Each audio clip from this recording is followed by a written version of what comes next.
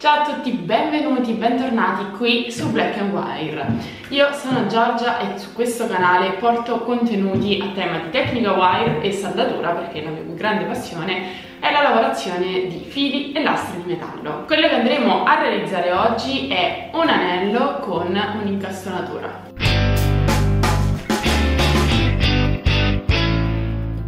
Sicuramente è una delle richieste che mi viene fatta spesso su Instagram, qualche volta anche qui su YouTube, quindi ho deciso di portarvi un progetto non troppo complesso, sicuramente più adatto a chi ha esperienza con la tecnica wire, ma diciamo che tutte le incastonature le consiglio a chi ha già un po' di esperienza. Non iniziate subito con questa lavorazione perché potreste trovare delle difficoltà, magari iniziate con un tutorial più semplice, sul mio canale ce ne sono davvero diversi, e poi ovviamente quando ve la sentite, vi sentite pronti, iniziate anche con le incastonature. Come incastonatura non è super complessa, quindi spero veramente che possa esserti utile questo tutorial e possa aiutarti a realizzare i tuoi anelli con le tue incastonature. Qui andremo a incastonare una pietra a goccia, ma in realtà questa tecnica poi la puoi applicare con pietre anche irregolari o comunque con forme diverse, basta riadattare la decorazione finale. Vediamo subito l'occorrente.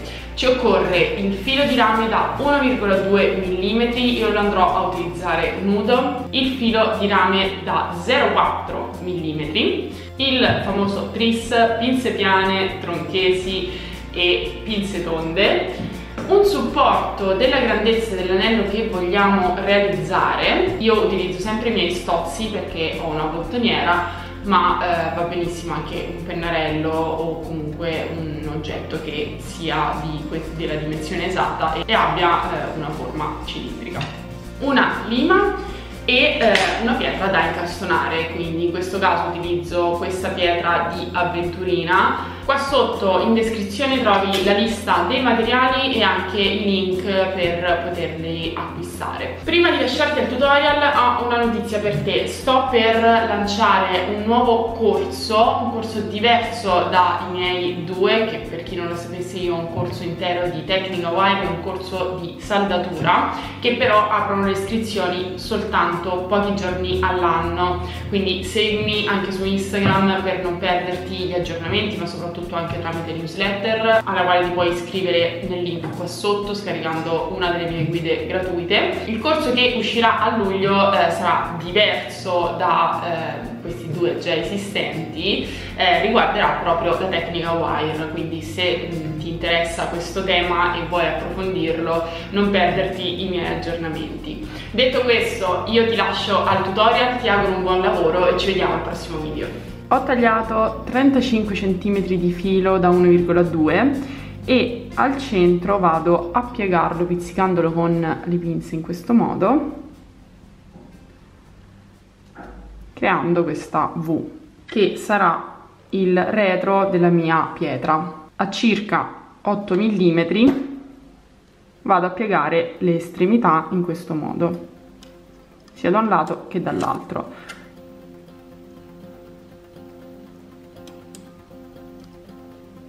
Puoi anche segnare il punto esatto dove vuoi piegare il filo con il pennarello indelebile.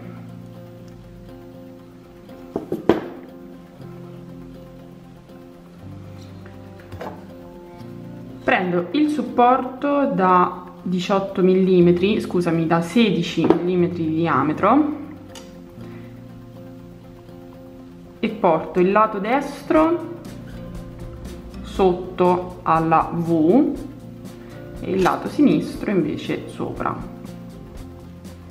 Te lo dico per comodità perché mentre ripeti il tutorial magari lo fai uguale, però è semplicemente perché poi faremo lo stesso disegno, altrimenti se tu invertissi i lati semplicemente dovresti fare le decorazioni opposte.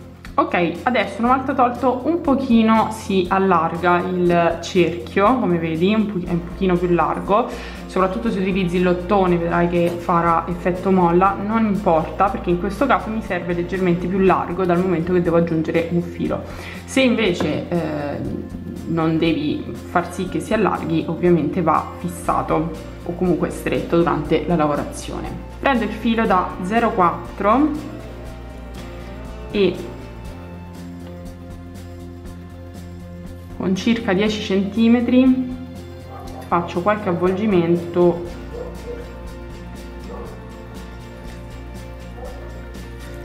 in questo modo per fissare il filo.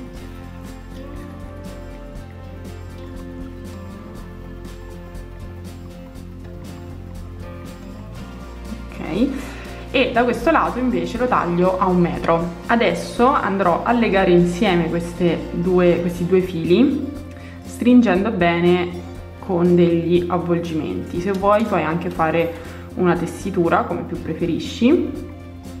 Mi raccomando, durante gli avvolgimenti, ok, devono essere stretti e molto vicini, puoi aiutarti anche con le pinze per farli precisissimi, però l'importante è assestare spesso questo gambo, perché altrimenti rischiamo che lo facciamo storto. Invece i fili devono essere uno sopra l'altro, quindi appena possibile io stringo bene questi due fili insieme in maniera precisa e poi proseguo con la lavorazione e proseguo fino ad arrivare alla parte opposta.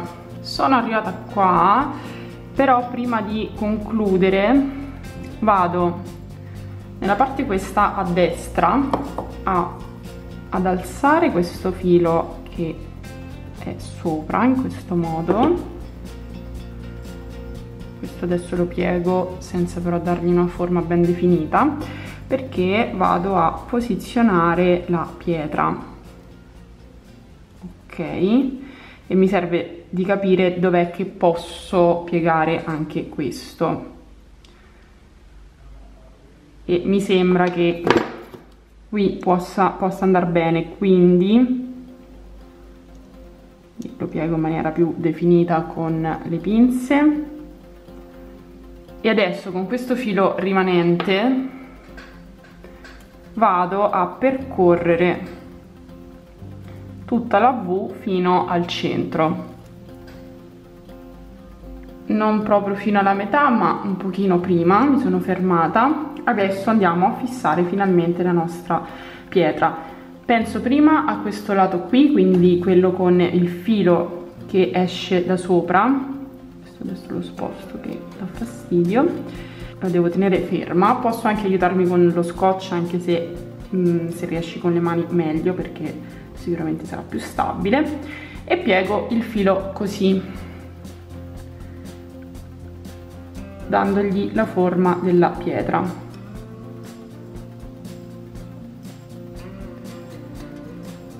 La tolgo, qua dietro rendo anche un pochino più dritto, lo modello con le pinze, e questo filo che abbiamo lasciato all'inizio adesso mi è molto comodo perché mi permette di fare un paio di avvolgimenti che mi legano questa decorazione.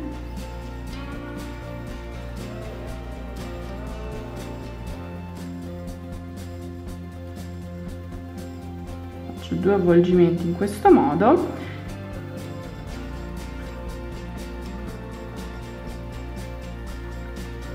e poi degli avvolgimenti singoli per chiudere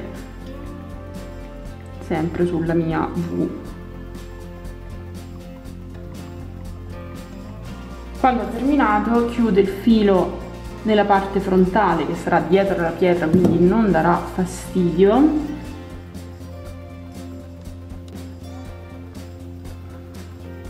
e vado a concludere con una piccola decorazione frontale. Quindi qui taglio il filo,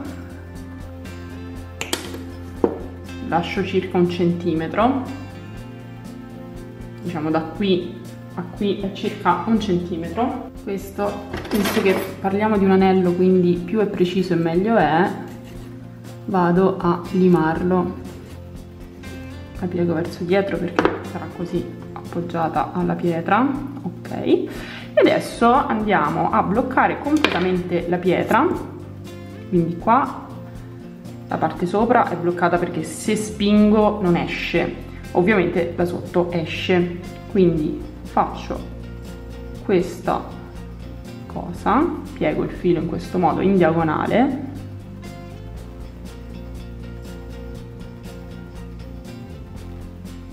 e vado ad avvolgerla. Controllo che sia dritta, perché adesso ancora posso modellare il filo, altrimenti no.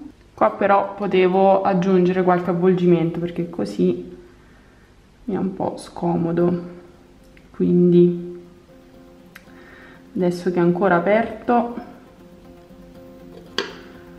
aggiungo qualche avvolgimento qui. Ora vado ad inserire di nuovo la pietra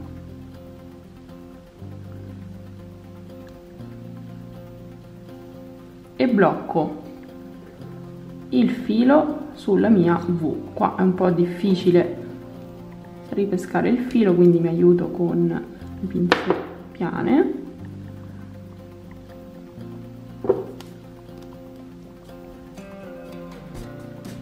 Due, facciamo 3 avvolgimenti.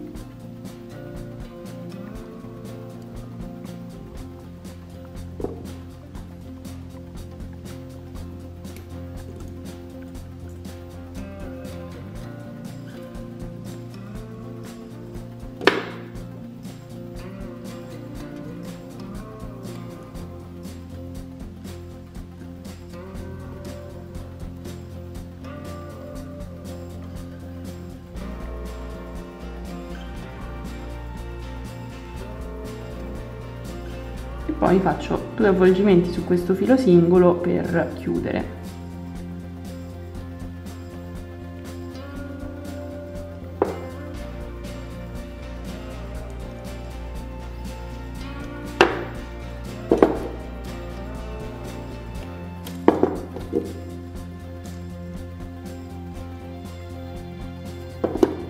E anche qui stringo ancora il filo, perché così la blocco completamente.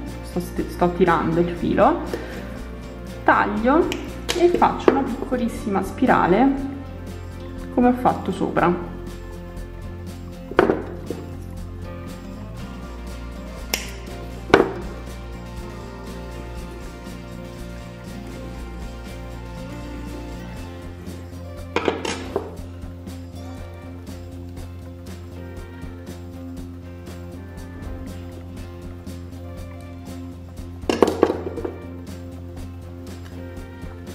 Piego la spirale proprio sulla pietra, cercando di farla aderire bene, ecco, in questo modo. Ecco che il nostro anello è finito, la pietra è completamente bloccata, sia sopra che sotto, ma comunque non ho estremità e diciamo fili in giro che possono darmi fastidio, quindi è una lavorazione abbastanza semplice se già hai un po' di esperienza, che ti permette di fare delle incastonature pulite. Ora vado a ossidare il mio anello, come vedi nel video dove ti mostro appunto questo processo, dopodiché vado ad applicare una vernice trasparente. Sai, se mi segui da un po', che non amo le vernici applicate sul metallo, perché preferisco sempre lasciarlo nudo di modo che possa pulirlo sempre, ma essendo un anello questo farebbe diventare il dito nero in pochissimo tempo. Con la vernice invece no, e purtroppo però bisogna fare molta attenzione, questo in generale con i gioielli, quando si lavano le mani o comunque c'è umidità e cose simili, anche quando, anzi forse soprattutto quando c'è la vernice, quindi bisogna fare molta più attenzione e in più sapere che la vernice non è eterna, quindi soprattutto visto che è un anello, magari utilizzandolo si sbatte, si urta con qualcosa e si può ammaccare un pochino. Detto questo, valuta anche se invece, se ti piace questa colorazione qua, di prendere un filo già rivestito di una patina trasparente, perché sicuramente dura di più rispetto alle vernici che applichi tu successivamente. Detto questo, spero che questo video ti sia stato utile. Se fosse così, lascia un mi piace così mi aiuti a crescere con il canale, iscriviti per non perderti i prossimi tutorial. Io ti aspetto e ci vediamo nel prossimo video. Ciao!